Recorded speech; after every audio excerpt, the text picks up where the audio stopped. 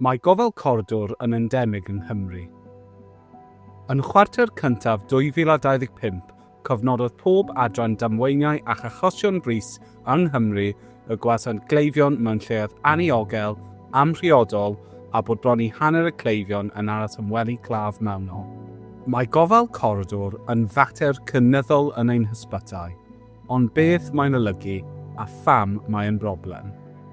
Mae gofal Coridor yn cyfeirio at gleifion sy'n aros am driniaeth, asesiad neu ofal mewn mannau amrhiodol na chawsant eu cynllunio ar gyfer hynny, megis coridorau, meysydd parcio a mannau aros.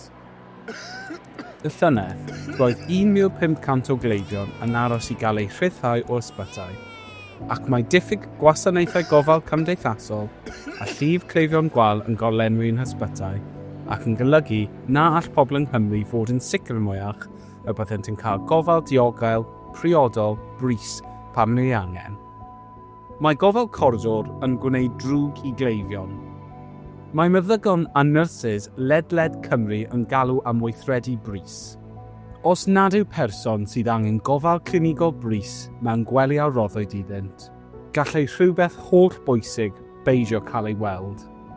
Gallant weithygu heb i neb sylwi.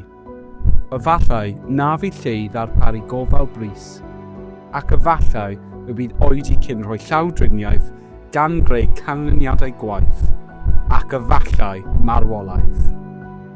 Rydym eisiau rhoi terfyn ar ofal Coridor. Helpwch ni sicrhau bod pob claf yn cael ei trin gydag urddas a'i bod yn cael y cyfle gorau i oroesi a gwella.